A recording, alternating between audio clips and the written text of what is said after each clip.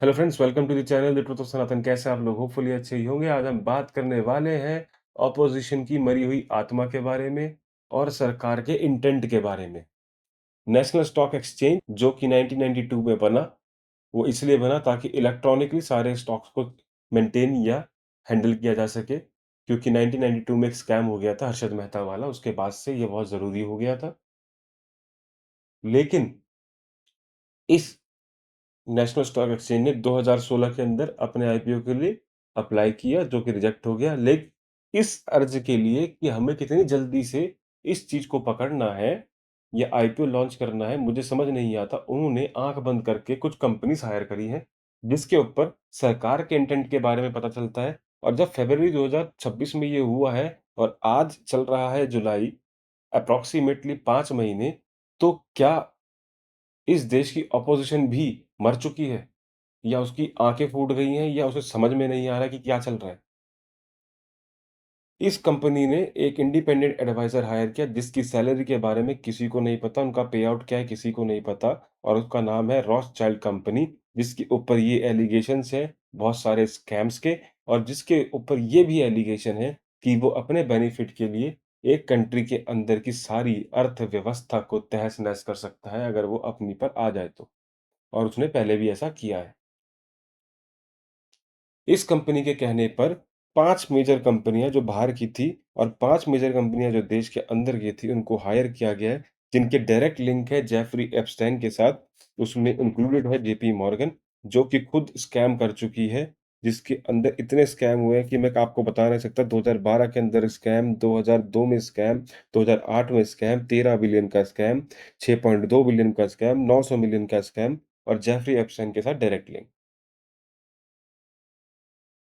उसके बाद गोल्डमैन सैक्स करके एक कंपनी है, उनकी कंट्रोवर्सीज़ अलग चल रही हैं। उनके अंदर भी चल रहे हैं, 2008 का स्कैम चल रहा है, एबकास्कॉड का स्कैम चल रहा है, 550 मिलियन का स्कैम और अनलिमिटेड स्कैम, और इन लोगों ने सब कुछ जिसे कहते हैं ना क्राइसिस के अंदर करना, सारी चीज़ें करी हैं।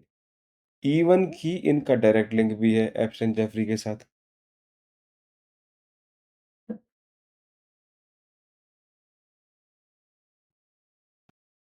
उसके बाद हम बात करते हैं मॉर्गन स्टैनली की। मॉर्गन स्टैनली का भी एप्स्टिन जेफरी के साथ डायरेक्ट लिंक। उनके भी स्कैम्स, किसी का 50 मिलियन का स्कैम, किसी का 550 मिलियन का स्कैम, कभी कुछ स्कैम, कभी कुछ स्कैम। मुझे ये समझ नहीं आ रहा क्या इन कंपनीज़ के बैकग्राउंड चेक नहीं किए जा रहे?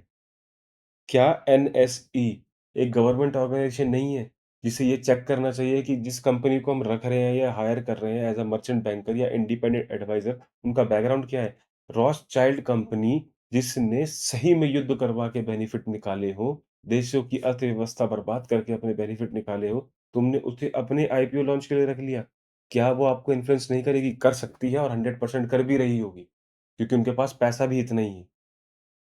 इस देश को खरीदने के लिए जितना पैसा चाहिए, उतना शायद ना हो, लेकिन इस देश के अंदर जो ऊँची सरकारों पे, ऊँची-ऊँची जगह पे बैठे हुए हैं, उनको खरीदने के लिए जो पैसा चाहिए, वो इस कंपनी के पास है और वो खरीदा होगा। इसी वजह से इन कंपनियों को सेलेक्ट किया गया है। 20 में से 10 कंपनियाँ ऐसी हैं, जिनका डायरेक्ट लिंक है एप्स्टीन जेफरी से, या फिर डायरेक्ट लिंक या इनडायरेक्ट लिंक है खुद रॉथस्चाइल्ड कंपनी से। और रॉथस्चाइल्ड का तो ऑलरेडी एस्टेब्लिश्ड डायरेक्ट लिंक है एप्स्टीन जेफरी से। तो इस देश की क्या व्यथा है कि एप्स्टीन जेफरी से रिलेटेड लोगों को हायर करना है, वो भी बिना बताए कि उनका कितना पे आउट है, क्या पे आउट है। क्या पता इसका पे आउट यही हो कि मैं अपनी 10 कंपनियाँ रखूँ।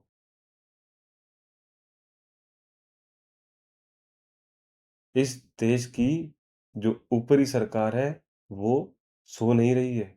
शायद इंटेंट उसका यही है कि इस देश के अंदर ऐसे लोगों को घुसाओ, जो इस देश को बर्बाद कर दें।